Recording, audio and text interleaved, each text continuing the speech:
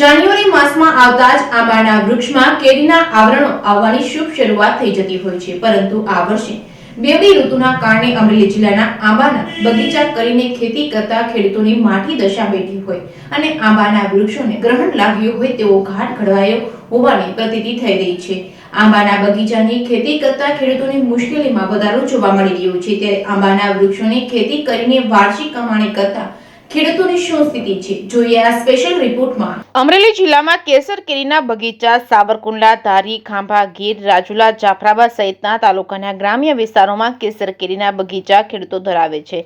એક વર્ષની મહેનત બાદ કેરીના બગીચાની કમાણી ખેડૂતોને મળતી હોય છે। આ વર્ષે બેવડી ઋતુના કારણે આંબામાં ફાલ ખરવા લાગ્યો છે। આ વર્ષે 3 ફાલ આવ્યા છે। અમુક બગીચામાં આખતર ફાલ આવ્યો છે તો અમુક બગીચામાં પાછોતરો ફાલ આવ્યો છે। શિયાળાની ઠંડી ઓછી પડવાના કારણે આંબામાં ફાલ ઓછો આવે છે। સવારમાં ઝાકળ અને દિવસ દરમિયાન ગરમી પડવાથી આંબાના વૃક્ષમાં જોવા મળેલ મોર ખરવા લાગે છે। અમરેલી જિલ્લામાં 4 વર્ષ પહેલા તોકતે વાવાઝોડાએ બાગાયતી ખેતીનો કચરઘાણ કાઢી નાખ્યો હતો। વર્ષોના બગીચાઓને જમીનદોસ્ત કરી નાખ્યા હતા। ખેડૂતોએ ફરી સમય વીતતા આંબાના બગીચા ઉભા કર્યા હતા, પરંતુ દર વર્ષે સિઝન આવતાની સાથે જ કોઈને કોઈ માર સહન કરવો પડે છે। બેવડી ઋતુ અને ધુમ્મસના કારણે આંબામાં આવેલ મોર ખરતો જાય છે। હાલના સમયમાં આંબામાં મોર જોવા મળી છે, તેની જગ્યાએ નાની કેરી આવતી જતી હોય છે। ખેડૂતો ખરતા ફાલને અટકાવવા માટે દવાનો છંટકાવ કરી રહ્યા છે, પરિણામે કોઈ સુધારો આવતો નથી। જિલ્લામાં મોટા ભાગની આંબાવાડીમાં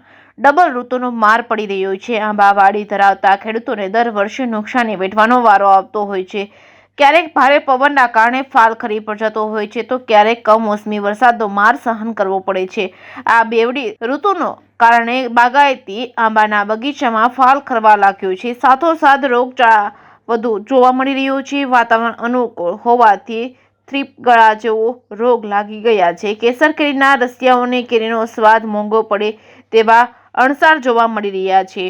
અમરેલી જિલ્લામાં ખાંભા, ગીર, રાજુલા, ધારી, જાફરાબાદ, સાવરકુંડલા તાલુકામાં આંબાના બગીચામાં વધુ આવેલા છે અને અમરેલી જિલ્લો આંબાવાડીની ખેતીમાં અગ્રેસર રહ્યો છે। જિલ્લામાં અંદાજિત 8000 હેક્ટરમાં આંબાની બાગાયતી ખેતી આવેલી છે। આ વર્ષે બેવડી ઋતુના કારણે આંબામાં ફૂગજન્ય રોગોની શક્યતાઓ વધી છે। ઝાકળ અને બેવડી ઋતુના કારણે ફાલ ખરવાની ફરિયાદ ખેડૂતોને વધી છે।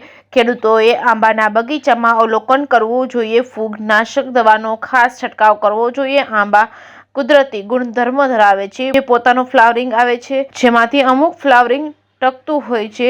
અમરેલી જિલ્લામાં આ વર્ષે આંબાવાડી ધરાવતા ખેડૂતો એક વર્ષની મહેનત બાદ વર્ષની કમાણીની આશા રાખીને બેઠેલા ખેડૂતોને કદાચ આ વર્ષે બેવડી ઋતુનો માર સહન કરવો પડે તો નવાઈ નહીં। જેકેએસ ન્યૂઝ સાથે જૈનિક સોજિત્રા, અમરેલી।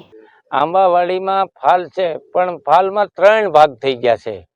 એક આગતરો છે, પાછો બીજો છે, ત્રીજો, એમ 3 ફાલ છે, પણ એમાં ફૂગ આવે છે। પવન 2 ઋતુ થઈ ગયું છે, એને કારણે 2-3 ફાલ થઈ ગયા છે। ફાલમાં આનો આ ખતરો રહી ને કે પાસ્તર ફાલ થાય, પછી કોકવે વાવાઝોડામાં નુકસાની થઈ। આમાંથી હવે નાના આંબા છે જે હરખા થાય છે, ત્યાં આવો નવો ખતરો ઊભો રહે છે। એ મોટી તકલીફ છે ખેડૂતને। કંઈક સરકાર જો ટેકાના ભાવે કંઈક ખરીદી કરે તો જ ખેડૂતને ફાયદો થાય, નકર તો અડધું તો કમિશનમાં વયું જાય છે। એના બોક્સ એટલા બધા મોંઘા છે, એ બધી તકલીફ પડે ને ખેડૂતને। બીજું કોઈ ખેડૂતને વાંધો નથી, ખેડૂતને આ મોટી તકલીફ છે। સરકાર જો આમાં કોઈ જાતની સહાય આપે તો જ ખેડૂતને ફાયદો થાય। આંબામાં દર વર્ષે એવું હોય છે, આમ તો વર્ષમાં એક વખત ફાલ આવતો હોય છે, અને આ વખતે બહુ પાસ્તર છે અને વાદળછાયું વાતાવરણ, ઝાકળ ને વાતાવરણ અનુકૂળ ન હોવાથી દર વર્ષની જેમ આ વખતે રોગચાળો વધારે હોય છે અને આંબામાં દર વખતે માવઠાનો માર આ તે એવું બધું સહન કરવાનું આવતું હોય છે।